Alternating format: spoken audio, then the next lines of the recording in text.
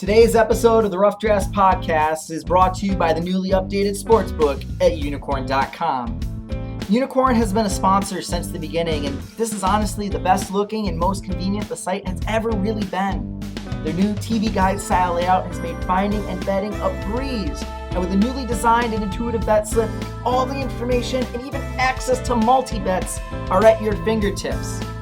I've already gotten started with my LPL and LCK outrights, and even though it's only been a day into the regular season, KT has already let me down, but Unicorn won't.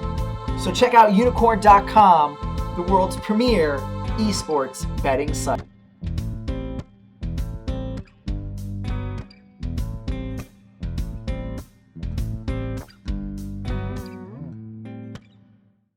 Hello, Internet, and welcome to, this is in fact a very special edition of the Rough Drafts Podcast. It is our Just the Lines episode of the EU LCS Summer Split Week 3, because we recorded a little too early for the odds. You got all of that awesome analysis that was over an hour of analysis.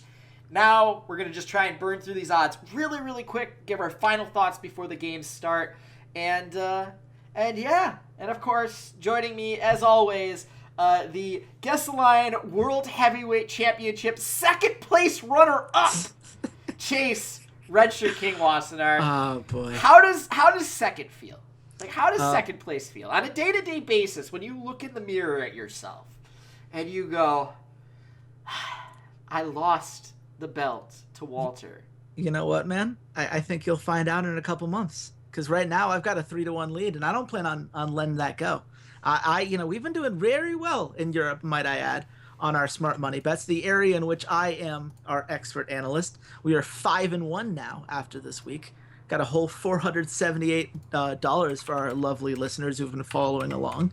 So I'm feeling good about it. I think if you are a European listener, you've got to be riding this wave with us. We have found the smart money value, and we're going to find some more for you guys today. So let's talk betting lines. Absolutely, I'm very excited for this. So we're gonna start with the very first match. Yes. Vitality versus the Monkeys. Mm-hmm. Chase, real quick, how do you think the series is gonna go, and then where do you think the line is? I think this series is going to be a mess. I think that you're talking about one team that overextends for plays and doesn't quite have the talent to back them up, and then one team who doesn't make any play and just hopes that if they're on the rift long enough, they'll magically win anyway. So I think that this is a 3-game series. I think this is going to be back and forth. I think Yuki can hard carry one of these games, absolutely, if he gets something like a Twitch, which he's been doing very well at so far. I don't think it's going to be enough for them to necessarily win the series, but if we get enough underdog value, I'm willing to take a risk, because I think this Vitality team is just really not good. They're just not a good League of Legends team right now. And when you have 2 bad League of Legends teams, take the underdog value if it's significant. Unfortunately, I don't think it's going to be that significant, because I had the line of Vitality minus 225. Well, you just about nailed it. You just about nailed it, actually. I'm going to add this scoreboard over here real quick so people can see. Yeah, it was, I said Vitality minus 175. And listen, like, Vitality's a good team, but they're not good. Are they a good team? I mean, they might be better than the Monkeys, but I don't think they're that much better than the Monkeys. It is Vitality at minus 222. So you almost nailed that dead on. That puts Mysterious Monkeys at plus 165, with 3 maps at plus 105. Okay, we might come back to that depending on where other value is, because I don't think either of these teams are good enough that we should be trusting a 2-0 from either of them. Like, that's just not something that I foresee the way that they've been playing so far. Absolutely agree. Moving on, we are going to have Roccat versus Fnatic. Mm-hmm. Yeah, we're going to have that series. That is true. That is factually an accurate statement. Chase. Yeah. Mm-hmm. You're going to lose this series. Yeah. You're just going to lose this series. So what do you want to see from Fnatic to kind of keep their momentum going? What would you like to see? Well, first of all, what I'd like to see is Roccat continue to put up a fight in these series. That's actually not going to happen, so just move on. They've taken 1 map off of every team that they've played so far. That includes G2 for the record. Obviously, it was a hampered G2, but still, I'm going to cling on to that because it's what I have, guys. I would love to see them take a map off of Fnatic. I would love to see Betsy look like a League of Legends mid laner again. That would be great to see, rather than a guy whose positioning is not holding up to what we expect from an LCS player. But as far as Fnatic goes, I mean, if my team's going to go down, let it be in a blaze of glory. Let it be because Fnatic are just this good. That means having Ceades continue to be consistent in the top lane. His global usage has been on point, which it always is, but he's also just been a lot less aggressive in lane, not as overextending so much, really waiting for Broxa to hit the right moment. I think that precision has been great to see. I'd like to make sure that continues to happen. I think Caps' precision when flanking in team fights needs to continue to be a thing. I'd love to see him play Talia. That's not the champion that I think is great for him, as someone that can really shift the team fights and really make, give Fnatic the high ground, if you will, when they're choosing engages and feeling comfortable in that, because that's what the best teams do. I would love to see Reckless do something weird. I want Reckless to prove, look, you can give me Kennen, and I'll play Kennen, and that's great. But I can do other things, too. I can play the Tristanas. I can play, let's see if he can play Jinx. I know we saw Jinx last week, and it sucked. Harnan, I know you tried. You got no help here. But you know who could probably do it? Reckless, because he does have help. And he, and the fact that Brox has actually been, pretty good. And Jez's is doing better than I expected. So all of those things are what I'd like to see. I think what we're ultimately going to get is a series in which Fnatic gets the 2-0 and maybe aren't pushing themselves as hard as they need to as they get ready for, week 4 and as they prepare for the Rift Rivals event that's upcoming. I think that they don't necessarily have to be putting their 100% into a match like Rockhat with so many other big games coming down the line for them. But I do think it's a 2-0, and I do think that's going to put the line at Fnatic minus 600. I beat you by literally a point. God damn it. I have Fnatic at minus 475. It's Fnatic at minus 526. Actually, Wow. Wait.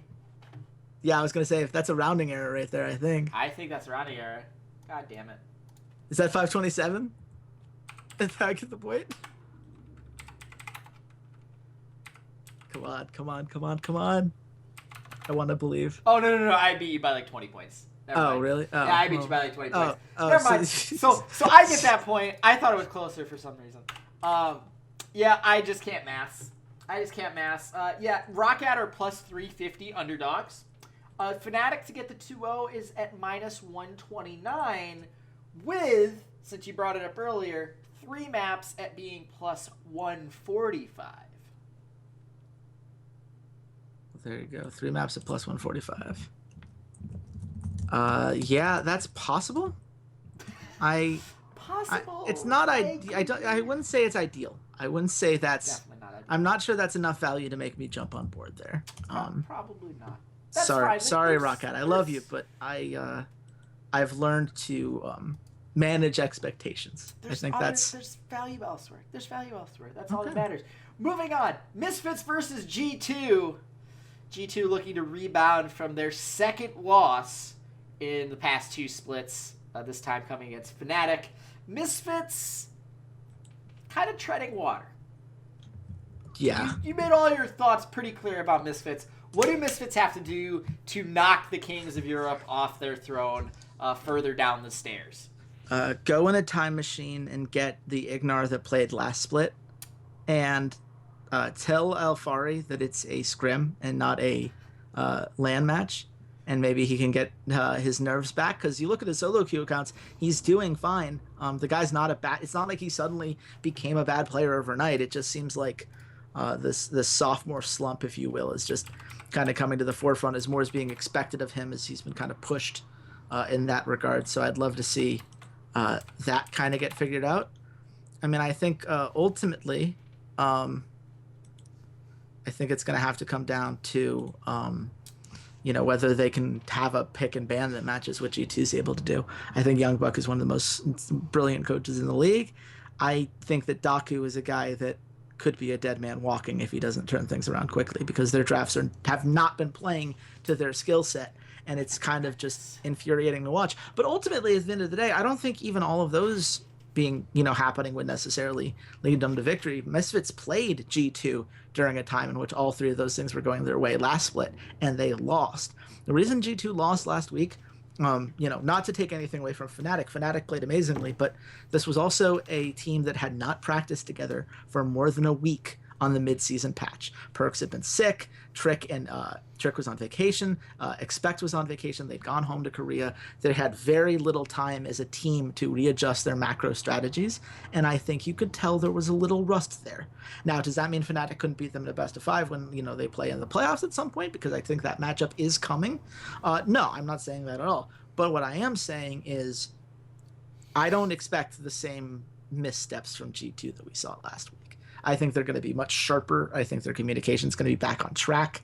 I think they're going to be leaning less on Sven and more on, the Perks Trick synergy that has excelled for them a lot this split, where Sven can be that cleanup guy, and you forget, they have one of the 2 best AD carries in the league, and he's their second biggest threat at any given time, and it's kind of devastating. So I have G2 at minus 400. This is probably way too low, but I think Misfits is 2-1, so I gave him some credit. So you beat me by 19 here. Nice. I said G2 at minus 275. It's G2 at minus 345. So you were actually high. Huh. This puts Misfits at plus 240. Couple lines just to pay attention to. G2 with the 2-0 is at plus 105. Done. And 3 maps is at plus 120. You had me at plus 105 for the 2-0. That I'm willing to write that down as a smart buddy bet right now. Fair enough. You hedgers at home. You can hedge that. You can hedge the G2 2-0 and the 3 maps. That's true. You don't come out on top by a lot, but you come out on top. That's it's a very smart hedge, and there's a couple of places where I think you can do that, and you'll be okay, including this next game, Unicorns of Love versus Splice. Yost Malott came out, responded to the episode. Thank you, Yost. We love you. Thank you so much for watching. And he said that he thinks Splice is actually going to do better than they have been performing on stage as it is. Did you catch the best part about that tweet? He said they're going to bounce back in week 4. This is week 3. They're playing Unicorns of Love in week 3. He's saying, week 4, they'll be fine. But right now they've got to play us, so, future Splice will be okay. I love that confidence from him. I think that's the most... that is the most proper and kind of kind trash talk that I've seen in a while, and I absolutely love it. I think the Unicorns of Love are an amazing team. I think Splice, to Yos's point, Splice certainly have the talent for it. They're not a bad team. They have talent. They have team fight synergy. What they don't have is that killer instinct.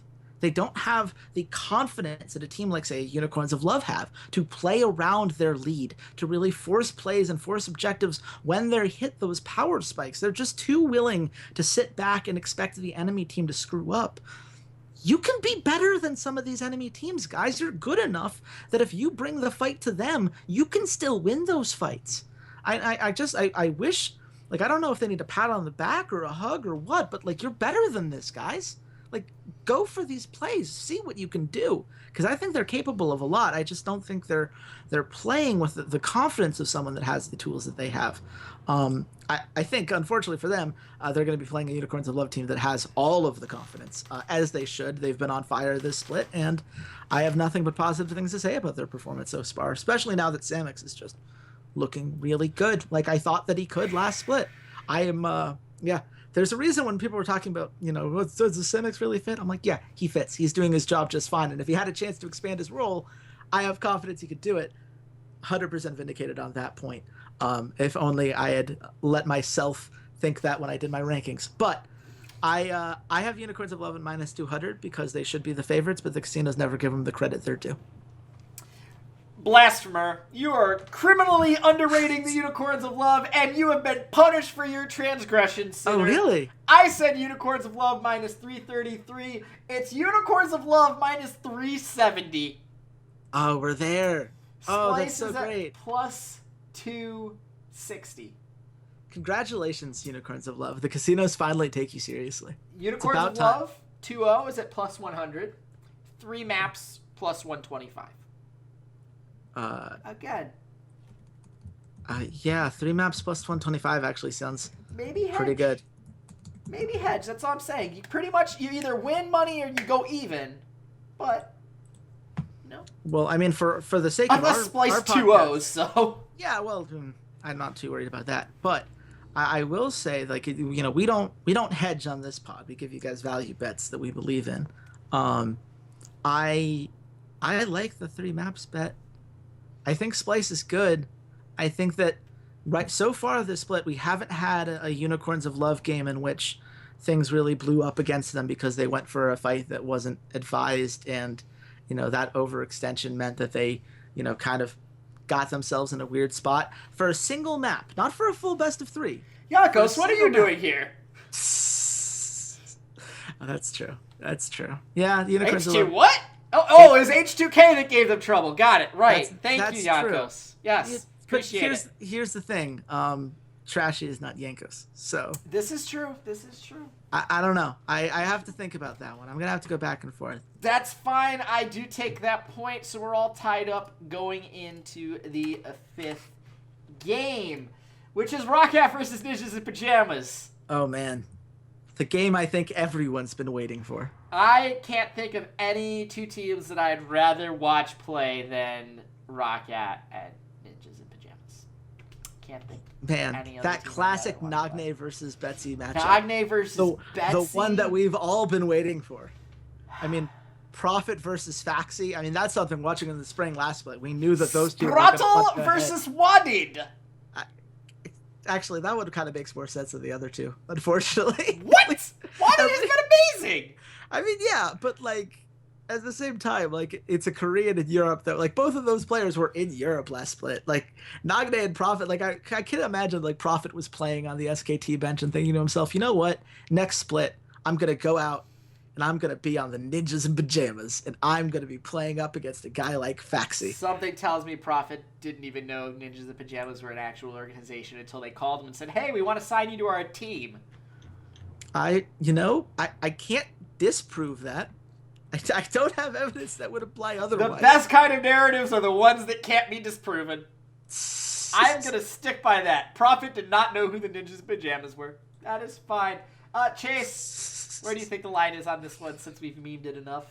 I think it's Roccat minus 240. They're the better team here, but I don't give too much credit for anybody right now. You, sir, are an idiot. And what? I said Roccat minus 135. It's Roccat minus 166. What? NIP are at plus 125. Stop it. I'm Stop serious. I'm dead serious. Minus 166? Minus 166. 3 Okay, maps are at plus 100. Okay. Hold up now. Vitality versus Mysterious Monkeys was minus 222. Mm-hmm. When both of those teams have not looked very good. Mm-hmm. Neither of those teams has won a map. Yes. Roccat have won 2 maps. Mm-hmm. They've won 2 to each opponent that they've played so far. Yep.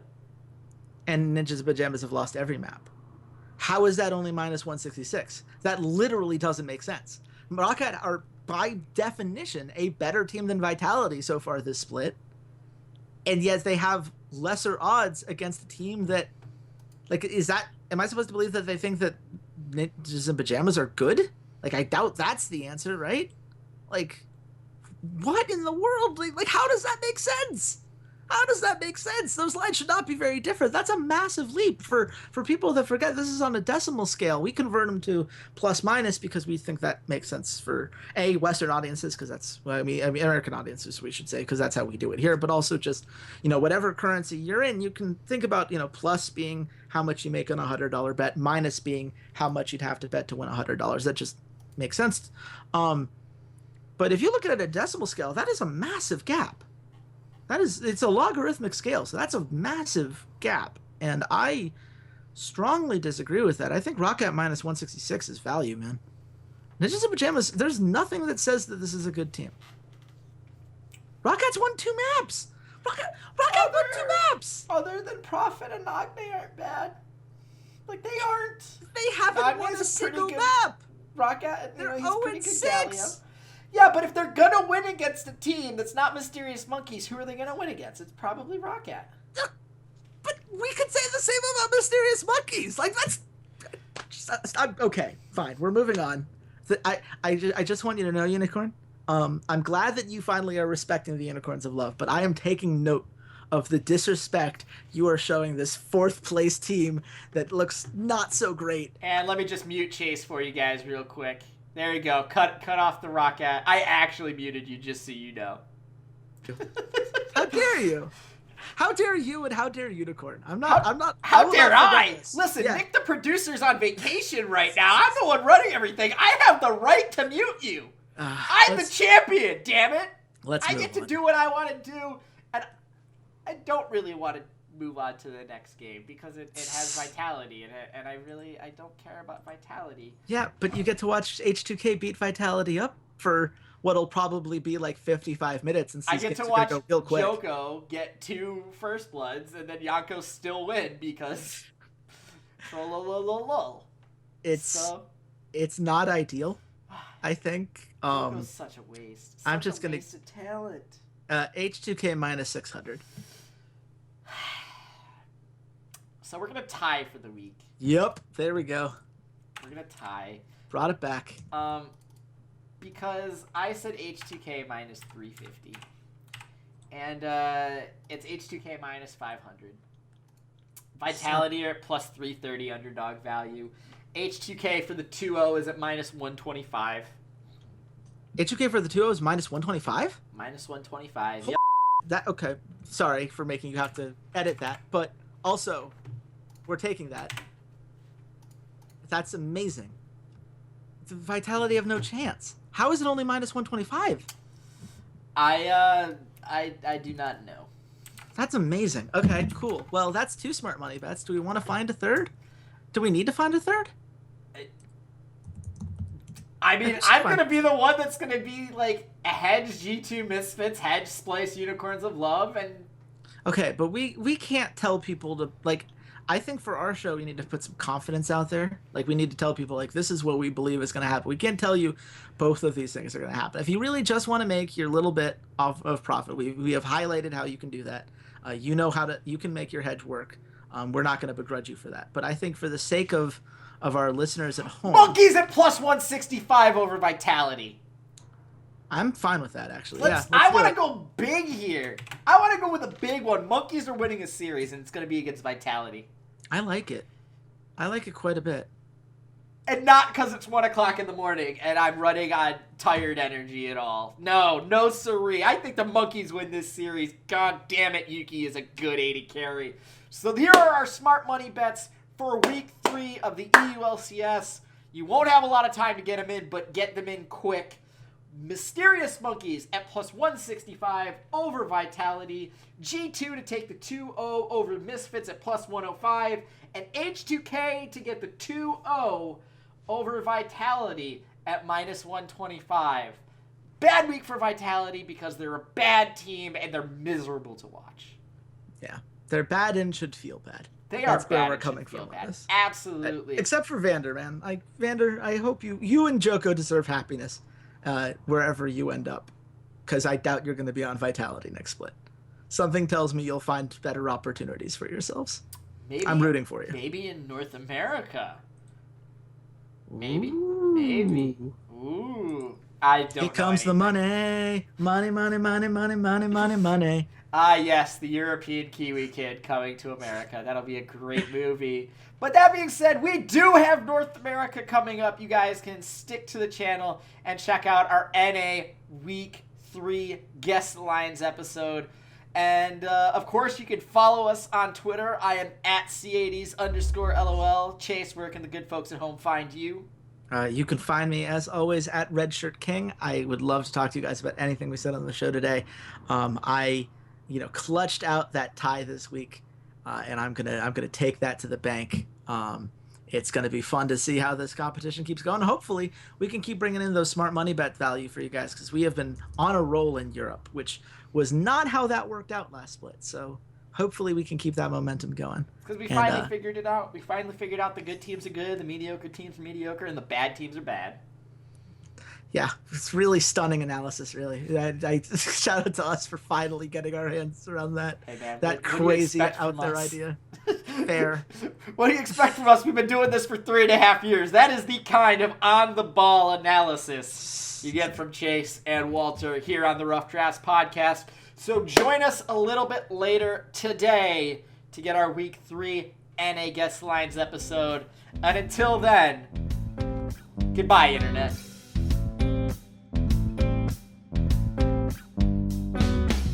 You can follow the Rough Drafts podcast on all your favorite social media sites.